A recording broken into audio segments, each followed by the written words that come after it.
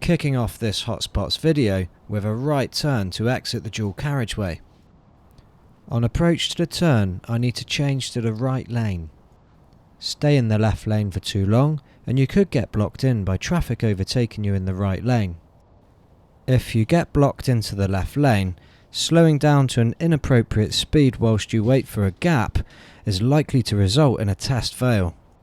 Once at the point of turn, we need to cross the oncoming traffic. A common reason to fail the driving test is for observation at this junction.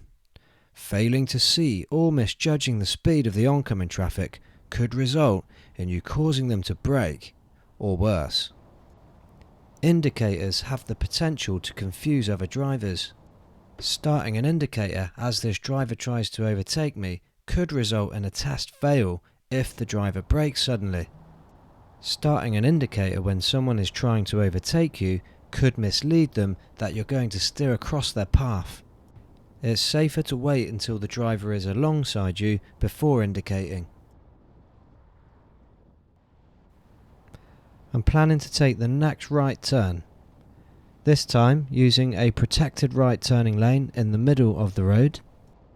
The most common reason for test fail here is overshooting the point of turn as a result of approaching too fast. You need to identify your road markings early, identify the point of turn, slow down in good time, and be prepared to give way to the oncoming traffic.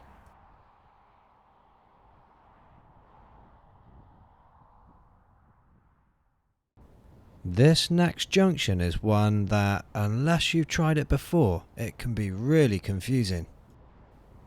So firstly we're going to be turning to the right, and then we're going to be emerging to the right onto the dual carriageway. Be aware that the first turning on the right is a no entry, so you would fail your test if you turned into there. You would also fail if you made the oncoming traffic brake that's turning off the dual carriageway. After turning to the right, we're faced with a junction. We're going to cross the traffic coming from the right on the first carriageway before emerging into the traffic flow coming from the left on the second carriageway. Again, you must manage this without making any traffic brake or swerve, otherwise you'll fail your driving test. Here's a second clip of the same dual carriageway. Firstly, I'm crossing the traffic coming from the right, and as I approach to emerge in front of the traffic coming from the left, it's not safe and I can stop in the middle of the dual carriageway until there's a safe gap to go.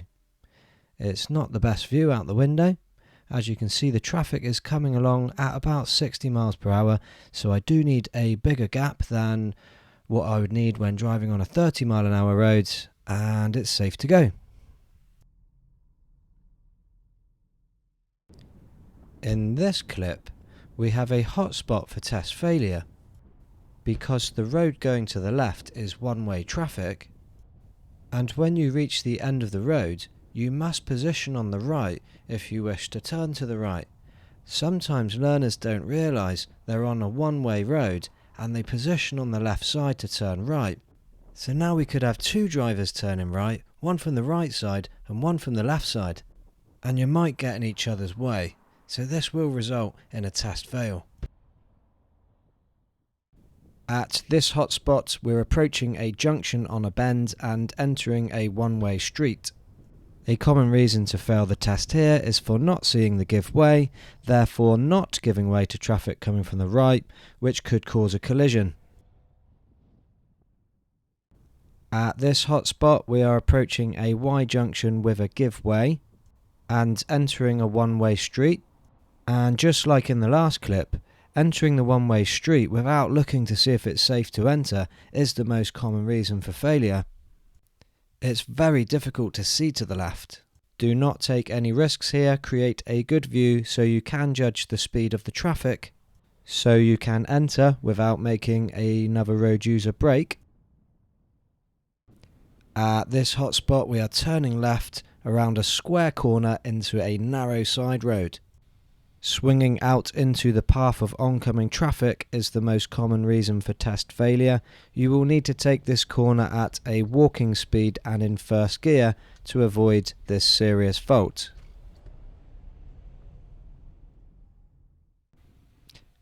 We're at the next hotspot, and this time it's a staggered crossroad. We're going to continue ahead. The road ahead is staggered to the left. The view to the road to the left is closed. Therefore, this should be treated as two manoeuvres. Firstly, looking ahead and right. If it's safe, you can enter the road, keeping left, then look to the left, and if it's safe, turn right. Same crossroad, and it's important to judge correctly where the car on the opposite side is going. As you can see, the car is positioned on the left side. That tells me they're going ahead or left. The gap on the right side needs to be bigger than usual, as we may need to stop between turning left and right. And if there is no safe gap in the traffic coming from the left, I will stop on the road. On this occasion, the car coming from the left is letting me go. It's absolutely crucial that the gap on the right is big enough, since the driver coming from the right might not be expecting us to stop between the turns. Forcing the driver coming from the right to slow down quickly will likely result in a test fail. When approaching the staggered crossroad from the opposite side to continue ahead, the view into the road on the right is closed. So first I will need to create a view to the right. At this point I can see in all three directions to decide if it's safe to cross. The most common reason to fail the driving test when coming from this side at this crossroad is trying to cross the road when it's not safe to do so and causing an upcoming vehicle to brake. Thanks for watching my video. Please like, comment, subscribe and share.